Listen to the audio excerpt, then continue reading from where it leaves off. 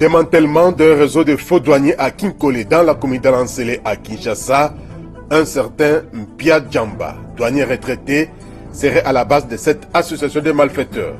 Avec ses complices, ils ont monté un bureau de douane fictif depuis 2014. En contrebande, ils recevaient des déclarations de marchandises en provenance du Congo-Brazzaville. Vous suivrez les détails dans cette émission.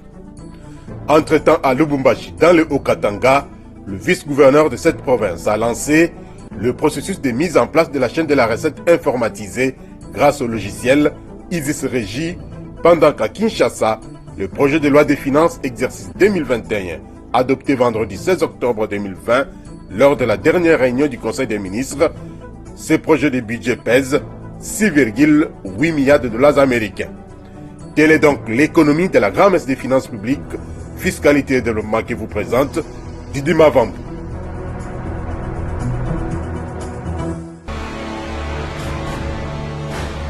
Agence Galaxy Media, la passion de développer la RDC. Merci pour votre fidélité au magazine Fiscalité et Développement, magazine produit par la rédaction de l'agence Galaxy Media. Bienvenue à toutes et à tous. Un groupe de faux douaniers vient d'être démantelé à Kinkole dans la commune de Lansele avec à sa tête un certain Mpia Djamba, un agent de la douane retraité depuis 2012. L'individu et ses complices ont ouvert en toute clandestinité un bureau de douane depuis 2014 et recevaient des déclarations de marchandises en contrebande en provenance du Congo-Brazzaville. Sur l'instruction du directeur général de douanes et axes de GDA Jean-Baptiste Nkongolo Kabila Mouchi, le directeur provincial de la DGDA Kinville, Pacifique Tamboué, a dépêché une équipe de la brigade douanière pour mettre fin à cette organisation criminelle. Michel Wangilo Kwangiwa, Guilain de Gozak, Mouzembe. Ces nombreuses embarcations entassées les unes les autres au port de l'État à Kinkole viennent souvent du Congo-Brazzaville avec des marchandises en contrebande. Profitant de la largesse et parfois de l'inexistence de services étatiques censés protéger tout le long du littoral, un douanier du nom de Mpia Djamba, retraité de la DGDA en 2012, a ouvert un bureau de douane dans 5 conteneurs et s'est même pompé les titres du receveur principal. Il détenait tous les insignes de la douane ainsi que les imprimés de valeurs, signant même les affectations et les ordres d'émission. Sur l'instruction du directeur général des douanes congolais Jean-Baptiste Nkongolo Kabila, exécuté par le directeur provincial Pacifique Tamboué, une équipe de la DGDA Kinville est descendue sur le terrain et a démantelé les réseaux. C'est ça le bureau qu'on appelle le bureau de la DGDA Kinkole. Un patrimoine, pour bien le dire, ignoré même par la province de son existence. Et vous voyez même l'état. C'est un conteneur presque abandonné. Il y a des trous partout. Ça ressemble à un flamingo. Et ils avaient tous ces documents ici. Ça servait à ça. Donc si vous avez un monsieur qui a tous ces documents ici, on ne peut pas douter qu'ils soient douaniers. Ça ne peut être un douanier. Ce sont des imprimés de valeur et vendables. Ce sont des documents officiels. Donc on ne peut pas douter qu'ils soient douaniers. Des bordereaux d'embotage. Donc tout ça sont des documents douaniers qui ne peuvent être trouvés qu'entre les mains d'un douanier. Plus grave encore, ces faux douaniers participaient même aux réunions locales de l'ordre opérationnel. Pas étonnant pour ces majors de la police des frontières. Dans l'ordre opérationnel, l'instruction spécifique, il est strictement interdit à un service apparent ou non apparent, sous peine de sanctions, de faire obstruction au fonctionnement légal d'un autre service sans l'aval préalable du comité de supervision ou de son président. C'est prévu. Moi, à ma qualité, je n'ai pas une minute seulement de dire à un service non, toi tu ne travailles pas ici, c'est la frontière. Non, c'est prévu dans l'ordre opérationnel. Toutefois, l'officier n'a cessé d'alerter sa hiérarchie de l'existence d'un bureau de douane à Kinkole. En date du 5 octobre 2015, nous avons initié une note auprès de la hiérarchie, objet info sur la traversée clandestine. Une autre correspondance c'est du 28 novembre 2016, la vigilance sur la traversée clandestine au port Tous-Kinkole. Ici, nous avons adressé cette note auprès de M. le bourgmestre de la commune de Lantsele. Une autre correspondance, c'est celle du 9 avril 2016. Objet, coque des marchandises saisies par la force navale. Nous avons vu la présence d'un inspecteur et son receveur accompagné d'une délégation de flottille navale. Les 425 sacs de riz et les 65 cartons de spaghettis ont été taxés par ces services compétents. À l'heure actuelle, le réseau de faux douaniers de Kinkole est donc démantelé par les éléments de la brigade douanière de Kinshasa-Ville. L'un d'eux est sous le verrou. Il s'agit d'un certain Mansour Mangala, visible sur ces images d'amateurs. D'autres sont en cavale et sont recherchés. Les inspecteurs de la DGD qui ont constaté, pour ne pas perdre et faire fuir la personne, j'ai posé l'acte de le mettre dans le cachot. Ne serait-il pas possible que la DGDA aussi puisse construire un bureau au niveau des Kinkole pour que la police des frontières aussi soit à côté. Donc c'est ça la subversion. Ce démantèlement des faux douaniers est un signal fort lancé par le directeur général de la DGDA, Jean-Baptiste Kongolo Kabila, et l'ensemble des douaniers aux fraudeurs, contrebandiers et autres faux douaniers qui opèrent illégalement et impunément dans les postes frontaliers du pays. Félicitations donc à nos vaillants douaniers qui se battent nuit et jour pour barrer la route aux fraudeurs, contrebandiers et maintenant aux falsificateurs de documents de douane sous le commandement de leur directeur général Jean-Baptiste Nkongolo Kabila Mouchi. Malgré le contexte des crises économiques difficiles, la direction générale de douanes et accises multiplie des stratégies pour atteindre un niveau de recettes acceptable, susceptible de donner à l'État les moyens de sa politique. Entre-temps, le gouvernement congolais a adopté vendredi 16 octobre 2020 le projet de loi de finances exercice 2021 contenant un budget présenté en équilibre en recettes et en dépenses à hauteur de 6,8 milliards de dollars américains. Ce projet, selon le gouvernement, est élaboré avec le Fonds monétaire international avec lequel la RDC envisage la perspective d'un programme formel. Pendant ce temps, le projet de budget rectificatif 2020 se trouve déjà à la Chambre basse du Parlement depuis le 9 octobre dernier. Il est présenté en recettes comme en dépenses à hauteur de 5,7 milliards de dollars américains en régression de 43,2% par rapport au budget initial qui était chiffré à 11,2 milliards de dollars américains. Et puis la province du Haut-Katanga, à l'école de l'informatisation du processus de perception de la recette de l'État, c'est le vice-gouverneur de cette province, Q-Préfère, qui a présidé la cérémonie du lancement de la mise en place à Lubumbashi de la chaîne de la recette informatisée grâce au logiciel Isis Régie. Lambert Yuma Ramazani, notre correspondant dans la capitale du cuivre pour plus de précision. Je déclare ouverte la session de formation des utilisateurs du logiciel Isis Régie et je lance les activités relatives à son déploiement.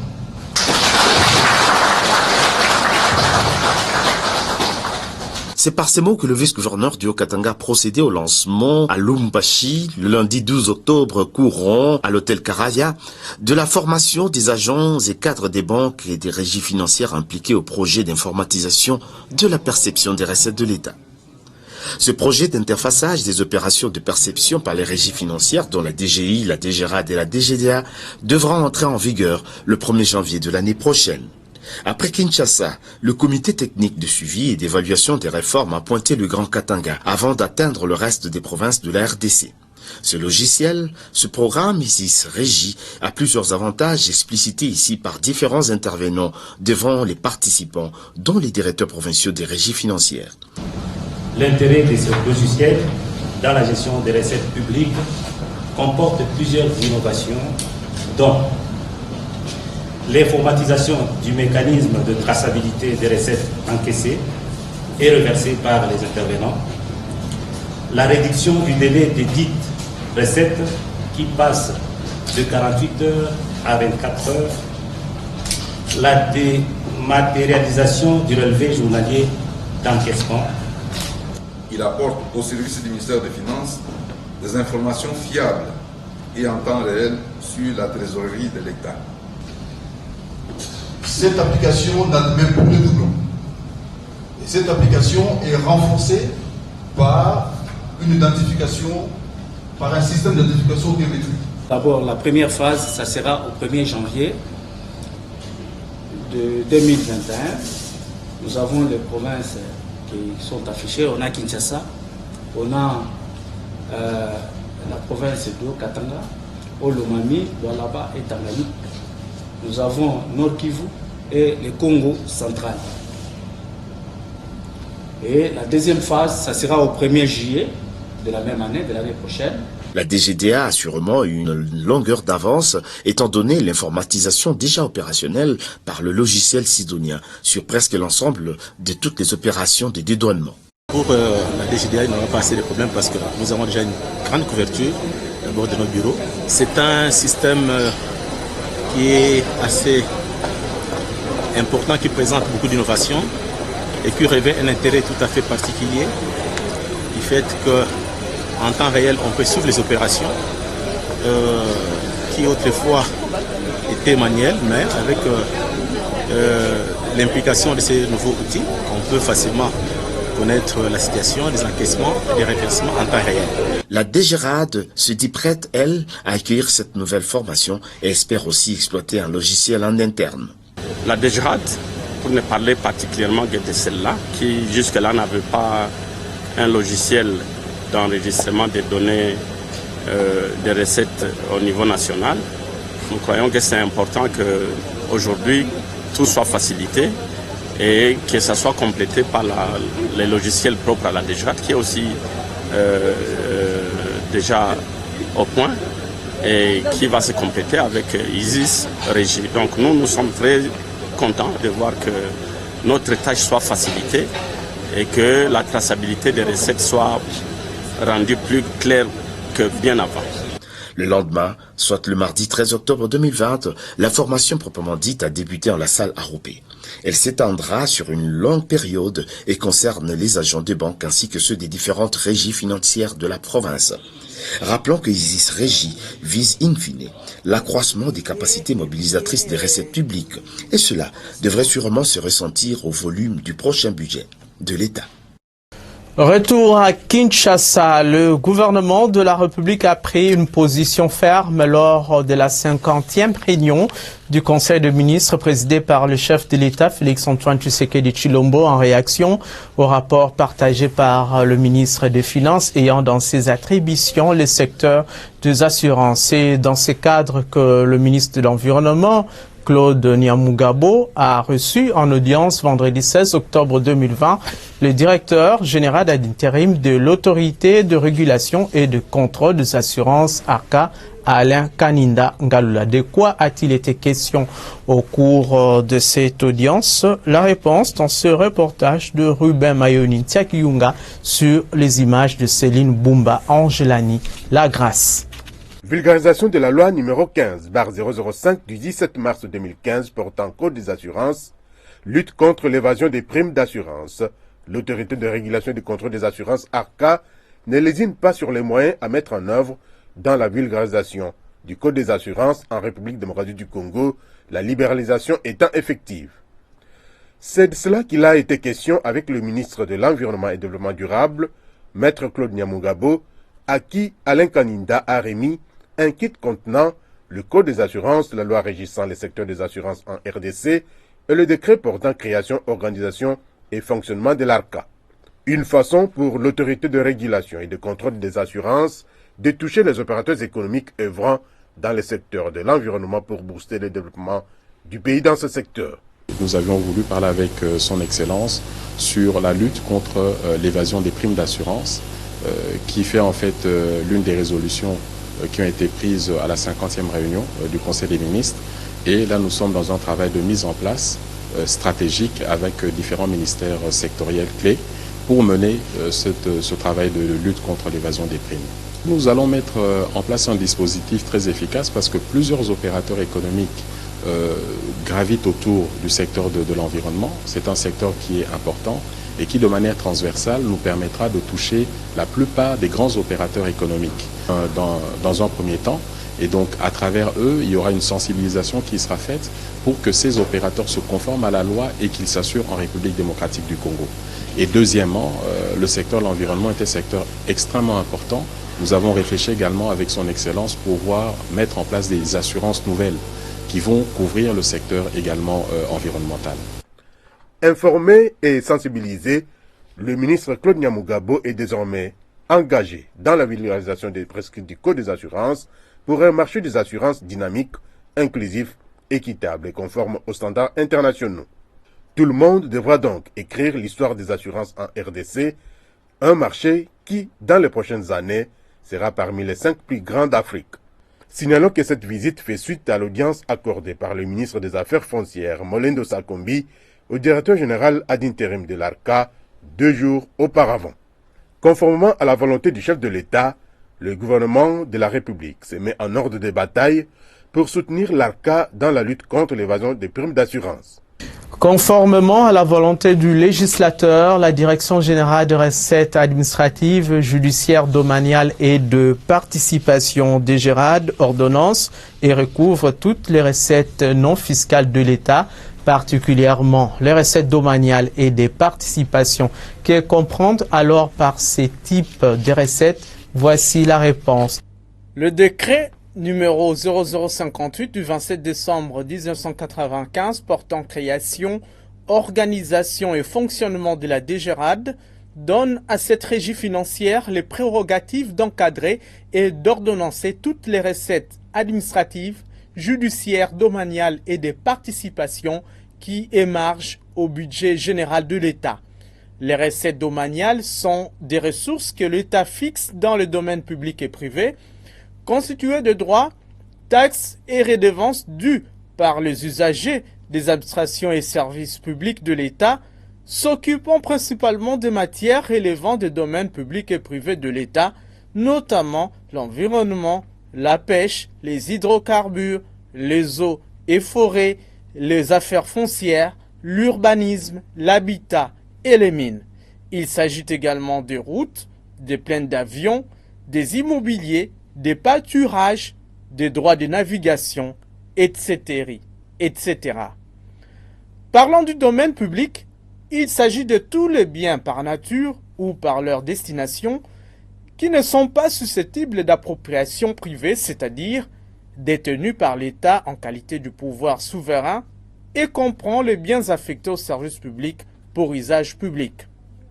Quant au domaine privé, il s'agit de tous les biens qui ne sont pas directement affectés à un service public et peuvent être vendus ou loués. Des biens analogues constituant les fortunes des privés gérés comme tels et constituant une source de revenus pour l'État. C'est le cas des ventes des immeubles privés, les droits de coupe de bois des domaines privés. Les recettes de participation pour leur part sont constituées, d'une part, des dividendes dus à l'État du fait de sa participation exclusive dans une entreprise publique ou partielle dans une société d'économie mixte, et d'autre part, du produit de la vente de ces participations. Les opérations de constatation et de liquidation des recettes de participation générées par les entreprises relevant du portefeuille de l'État sont exécutées par l'administration ayant le portefeuille dans ses attributions. L'ordonnancement et le recouvrement des dites recettes relèvent de la compétence de l'administration des recettes non fiscales. Tel est le sens des recettes domaniales et des participations encadrées et ordonnancées par la DGRAD conformément à la loi. Une forte délégation d'experts spécialisés dans les travaux d'ingénierie venus de l'Égypte et du Kosovo est à Mbujimaï dans la province du Kasaï oriental. Invités par le Fonds de promotion de l'industrie FPI, ces experts se trouvent dans cette province pour approfondir et finaliser les études de faisabilité en rapport avec les projets qui seront exécutés par le FPI dans le cadre du programme présidentiel accéléré de lutte contre la pauvreté et les inégalités sociales. Images et commentaires de nos confrères de la cellule de communication du FPI. Cette énième descente sur le terrain au Kasaï oriental de cette délégation des experts en ingénierie égyptiens et kosovars à l'initiative du Fonds de promotion de l'industrie FPI s'inscrit dans le cadre de l'exécution du chronogramme des activités complémentaires à mener afin d'affiner et approfondir les études de faisabilité sommaires réalisées par le bureau d'études kosovar de Grants International Group pour la réalisation de plusieurs projets d'infrastructure dans cette partie de la République. C'est donc une étape importante qui va conduire à la production rapide des études de faisabilité finale. Le sujet a été évoqué avec le chef de l'exécutif provincial du Kasaï oriental, Jean Maweja Mouteba. Nous avions eu des travaux au Caire en Égypte et ces réunions ont recommandé, après que nous ayons eu des sites, qu'on puisse visiter les sites et que les experts que nous avons amenés pour qu'ils finalisent les études. Pour que dans les jours qui viennent, que ces projets cessent d'être dans les études, qu'ils soient implémentés sur le terrain et que nous commencions le travail. Et aussi, il y a une autre étude qui va être entreprise après que nos amis soient rentrés, c'est l'étude d'impact environnemental. On ne peut pas faire des grands ouvrages sans qu'on puisse arriver à voir l'impact positif ou négatif de ces projets sur la vie de la population. Je crois que ça, c'est la dernière étape des études. Dans quelques mois, vous allez voir la mobilisation de ces experts sur terrain pour le but des travaux. En effet, le FPI, en collaboration avec le consortium des Égyptiens, Africains et Arabes pour le développement EGAD, qui est le corollaire de la Fédération des entreprises du Congo, FEC, en RDC, a initié cette visite des sites par les entrepreneurs égyptiens qui sont intéressés par la réalisation de plusieurs projets d'infrastructure que le FPI compte réaliser au Kasaï oriental dans le cadre du programme présidentiel accéléré de lutte contre la pauvreté et les inégalités. Cette descente va ainsi permettre à ces entrepreneurs de se faire une idée générale des réalités sur le terrain. Par cette descente donc, ces experts égyptiens et kosovars vont compléter les études antérieures par celles de l'analyse de sol et celles géophysiques afin de se garantir de la qualité des sols où les infrastructures seront construites.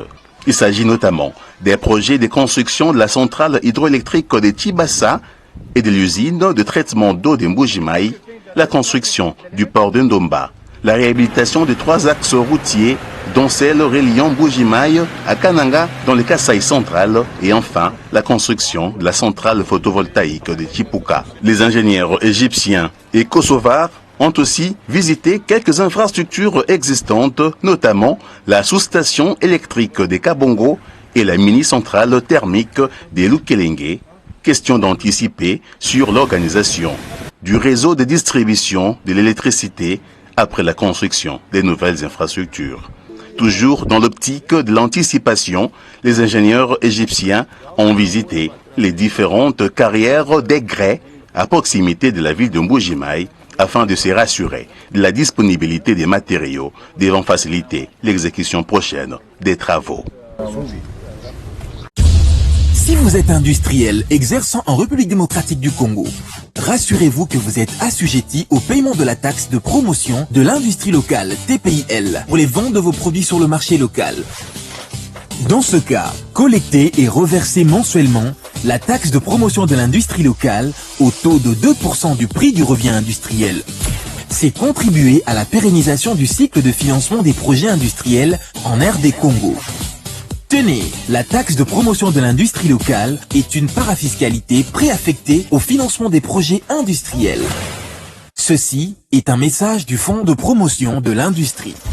FPI, votre partenaire privilégié pour la réussite de vos projets.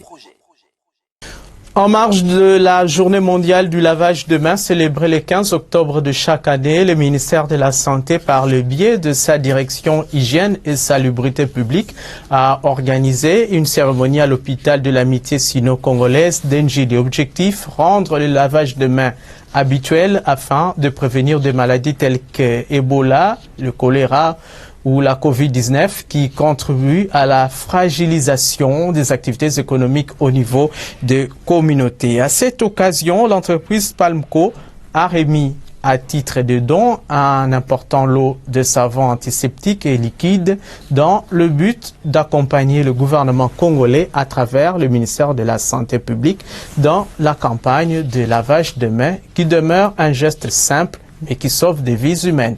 Priska Sekana Kinzonziani, bienvenue, Fonfon Makitu Doma pour le reportage.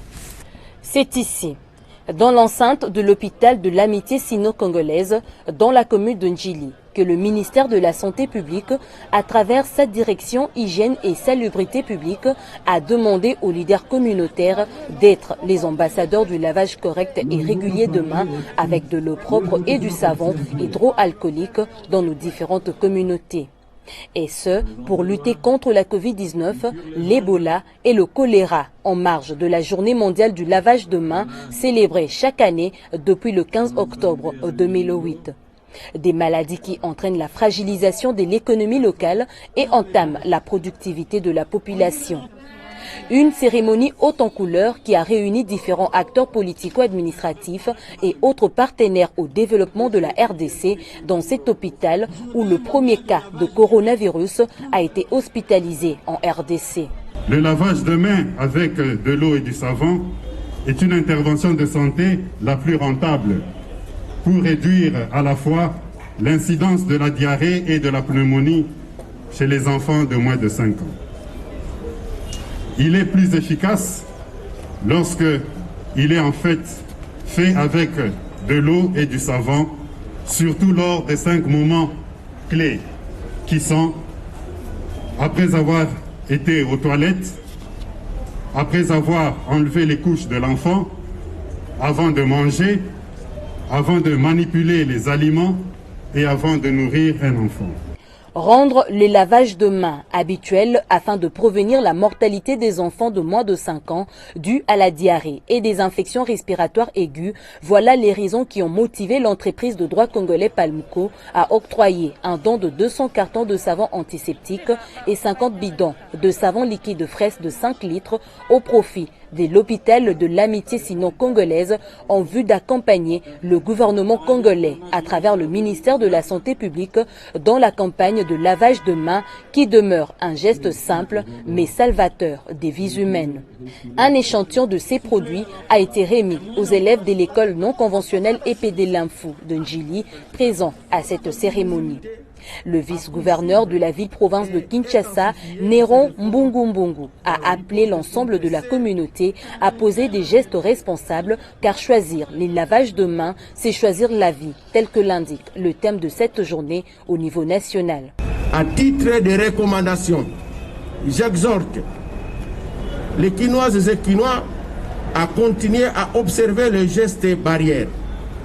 Ainsi, la célébration de cette journée doit interpeller la conscience de chacune et chacun de nous pour sauver des vies.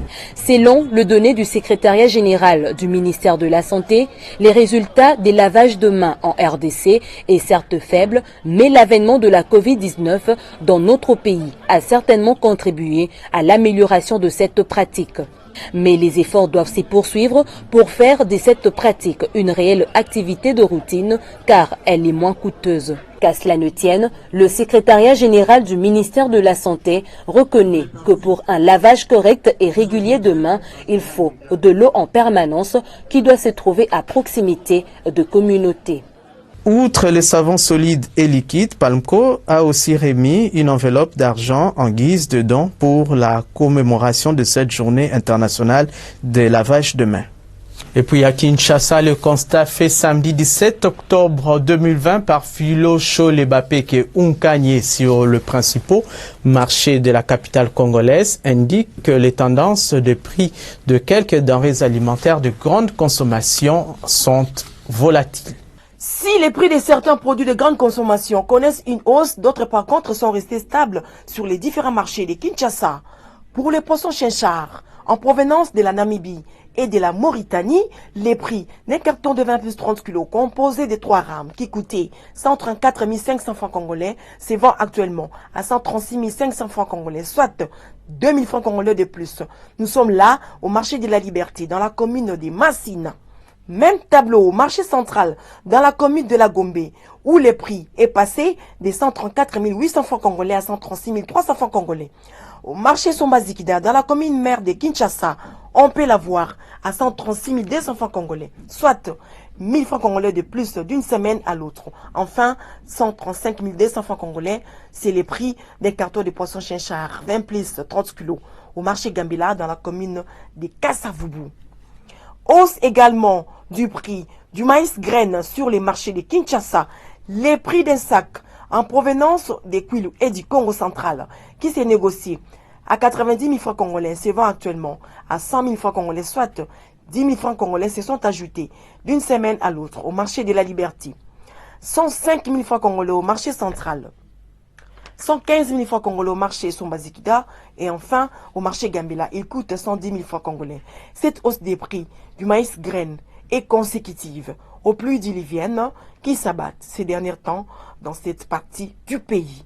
Légère hausse du prix de l'huile végétale sur les marchés de Kinshasa.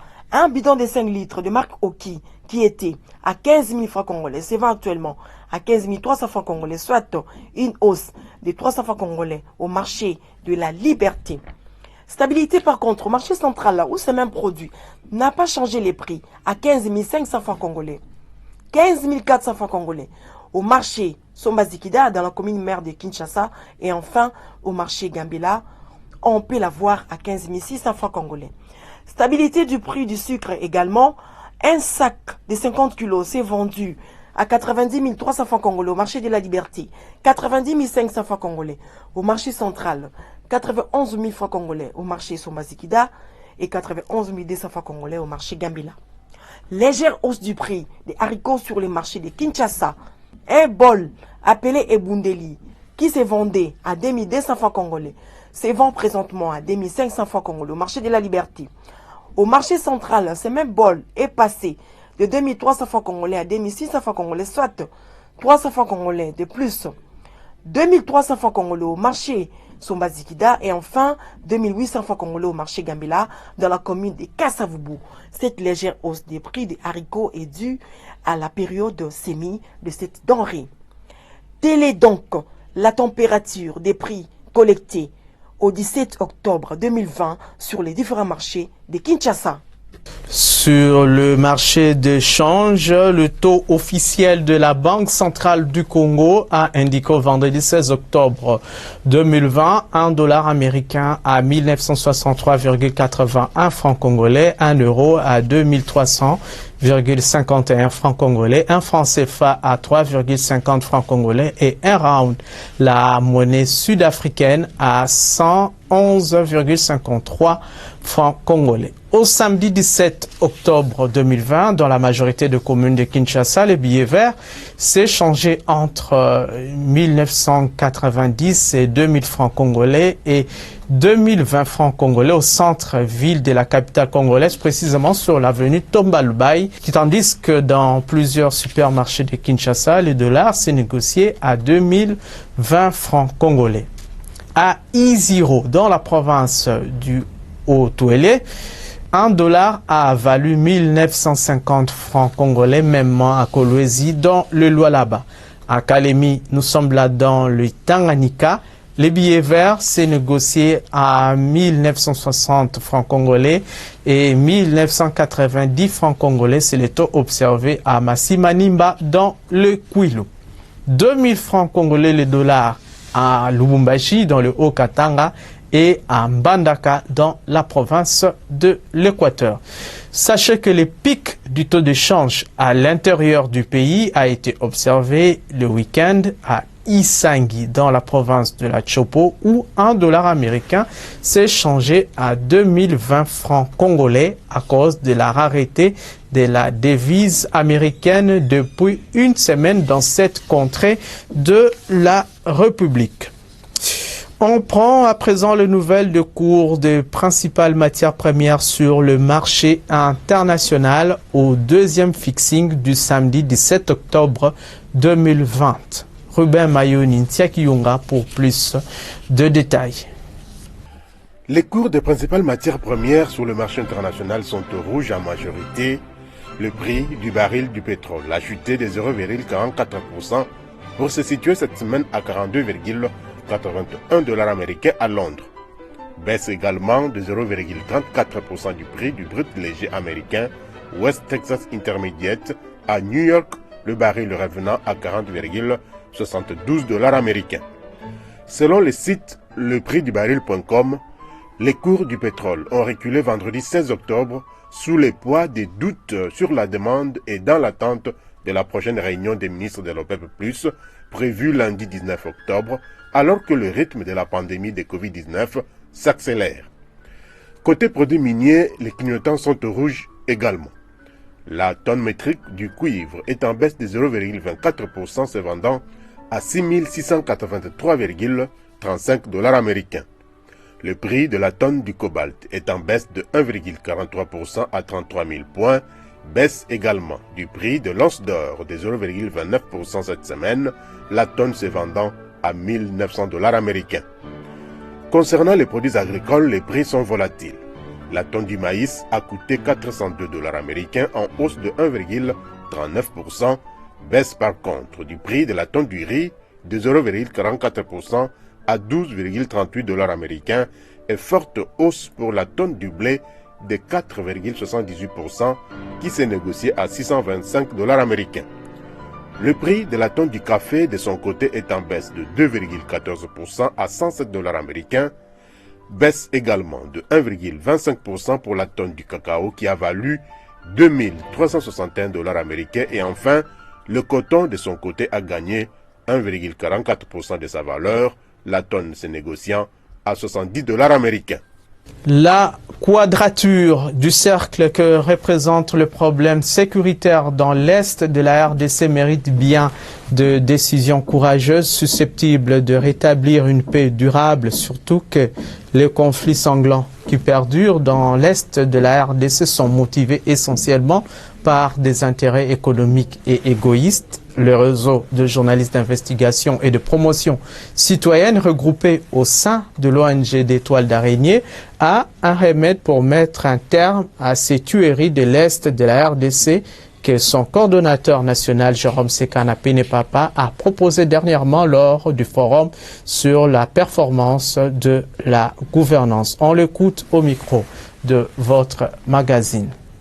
Effectivement, les problèmes sécuritaires à l'est de notre pays sont devenus une véritable quadrature du cercle, comme vous l'avez dit, dans la mesure où c'est depuis 1994 que le sang coule à l'est de la République démocratique du Congo. Il vous souviendra que nous avions accueilli nos voisins et cet accueil, notre hospitalité nous coûte cher jusqu'à aujourd'hui. Nous avons perdu près de 10 millions de nos compatriotes qui sont tombés.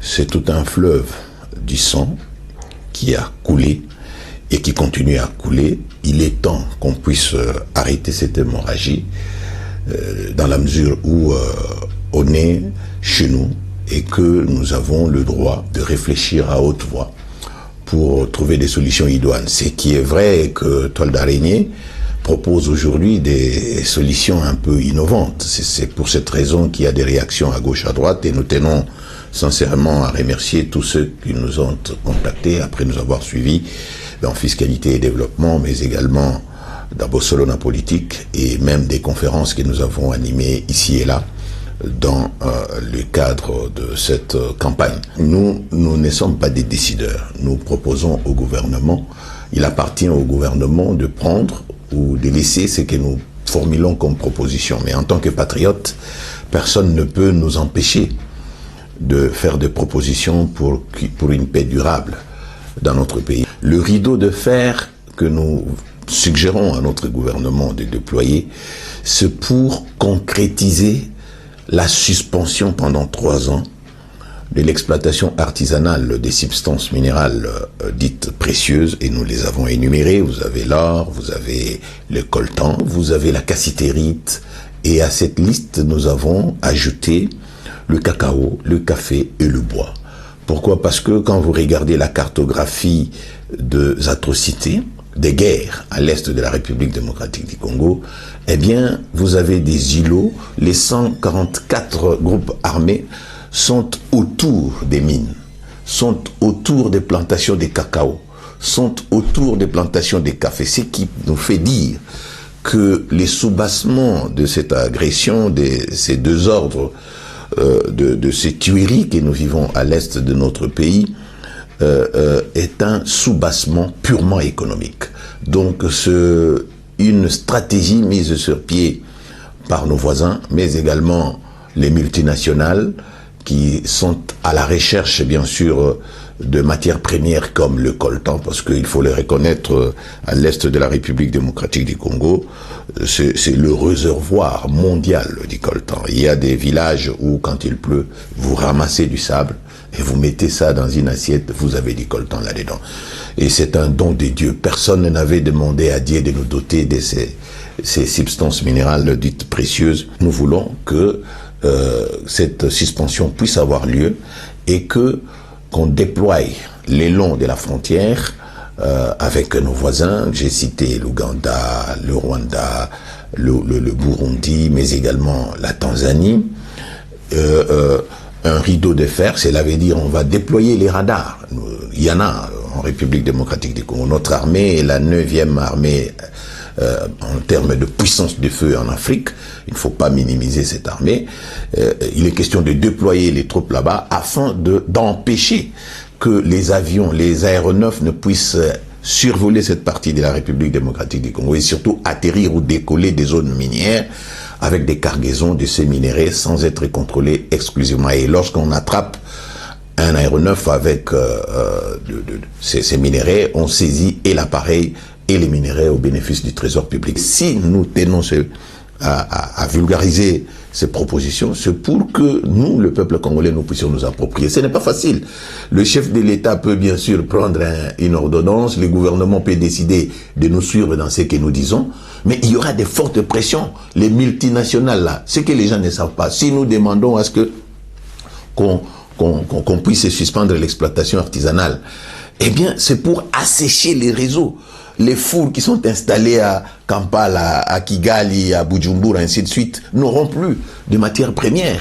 Et les propriétaires de ces fours, qui ne sont autres que les sociétés, des sociétés qui fabriquent les appareils téléphoniques, vous avez Google, vous avez Samsung, vous avez Huawei, vous avez Apple.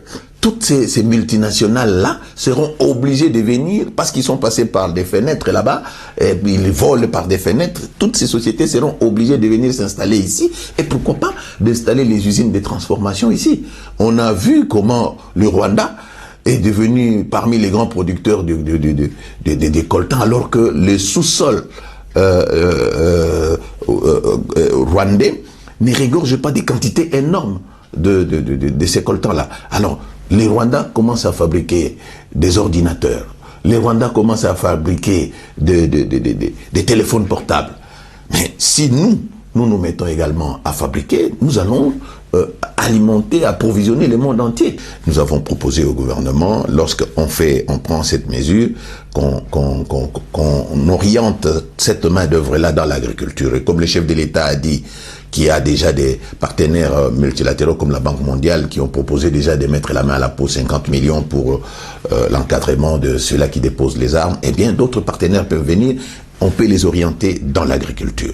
Mais la deuxième mesure que nous avons demandé au gouvernement de prendre consiste à réhabiliter ce qu'on appelle le modèle économique belge, qui nous permettra de pouvoir interdire à partir du 1er janvier 2021, il faut accorder du temps à toutes ces sociétés, l'exportation via les pays limitrophes, que ce soit par voie routière, que ce soit par voie aérienne, de tous nos minéraux stratégiques.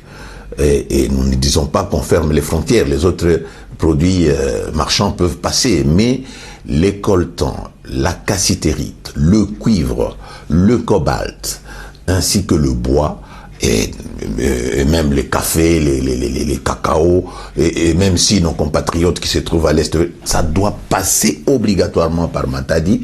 Ainsi, ça va renforcer la cohésion nationale, ça va renforcer ce qu'on appelle l'intégration économique et sociale de la République démocratique du Congo. Et c'est très important en cette période où nous voulons entrer bien sûr dans ce qu'on appelle la ZLECAf, qui est la zone économique de libre-échange panafricaine. Il ne faut pas que nous puissions être le débouché des industries africaines d'ailleurs qui produisent et qui envoient ici. Nous sommes des consommateurs au lieu d'être des producteurs. Or, là, dans ces marchés-là, c'est un rendez-vous du donner et du recevoir. Nous devons d'abord renforcer l'intégration nationale et sociale, économique nationale et sociale, avant d'adhérer au niveau de la ZLECAf. Il n'est anormal de constater par exemple que la société Alphamine, qui est une société américaine qui exploite la cassitérite dans une mine souterraine au niveau des Bissi, et nous sommes là dans le Nord Kivu, dans le territoire de Walikali, et puisse partir avec des cargaisons de cassitérite des Bissi jusqu'à Kisangani, arriver à Kisangani, et on embarque cette cargaison dans des véhicules, 800 km jusqu'à Kasindi,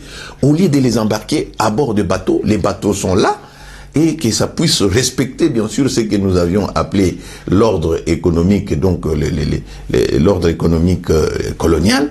Qu'est-ce qui fait que cette société fait du gâchis en allant 800 km? On se pose des questions. Est-ce qu'on contrôle? Est-ce que c'est seulement la cassitérite qu'on exporte ou il y a autre chose à l'intérieur? Surtout quand on sait que dans cette partie de la République démocratique du Congo, il y a la société allemande Strabag qui avait mis plusieurs années pour exploiter la route, et nous on pensait que la route va se terminer, et on a vu que cette société était en train d'exploiter le diamant et d'exporter des concentrés des grands tonnages d'ailleurs. Donc c'est pour cette raison nous disons il faut aussi qu'on interdise, et tout ce que nous faisons sortir par Kasumbalé, ça plus ou moins 400 véhicules de minerais qui partent, non, ce sont les pays limitrophes qui en profitent. On doit nécessairement faire en sorte que la cassitérite produite au niveau, plutôt le cuivre, les cobaltes produits au niveau de Katanga, puisse respecter bien sûr ce modèle économique-là. Vous avez le lithium qu'on a découvert au niveau des Manono.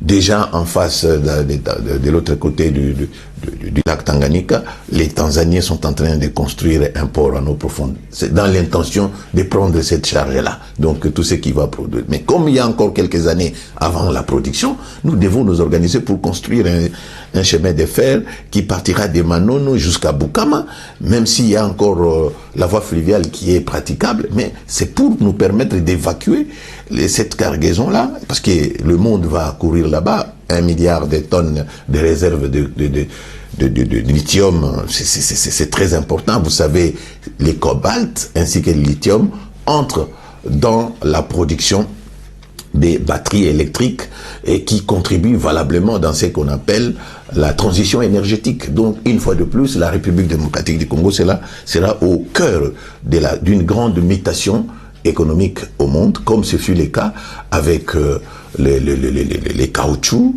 à l'époque de la révolution industrielle, comme ce fut le cas vers les années 40-45, lorsque la guerre s'est arrêtée grâce à l'uranium de Tchinkolobwe. Nous avons également demandé, dans le cadre de cette mission, on ne peut pas permettre, parce que vous avez vu comment les Zambiens ont montré les biceps en Tanganyika, jusque dans la province de Tanganyika, c'est dans le but toujours de pouvoir drainer vers eux tout ce que nous produisons, alors que ça ne profite pas tellement chez nous. Vous avez aussi le chemin de fer de Lobito. Ils ont construit, les Ougandais, les Angolais plutôt, ont construit le chemin de fer de Lobito. Ils ont même proposé à la République démocratique du Congo de nous aider à construire dans notre partie, dans notre territoire, jusqu'au niveau du Kassai. C'est dans le but d'exploiter. Alors nous devons prendre un modèle économique qui nous profitent d'abord avant de profiter aux autres. Les autres pays n'ont qu'à se débrouiller. Et puis nous avons demandé, dans le cadre de cette mesure, qu'on délocalise, qu'on transplante le quartier général logistique de Kibali Gold Mining, qui se trouve à Entebbe, en Ouganda, et qui procure à ces pays-là des centaines de millions de dollars. Quand bien même Kibali Gold Mining n'exporte pas des grands tonnages parce que ce sont des lingots d'or, eh bien la logistique pèse. Et donc il faut transplanter cette base logistique de Kibali Gold Mining au niveau de Isiro. Il y a de l'espace pour construire un aéroport international, pourquoi pas.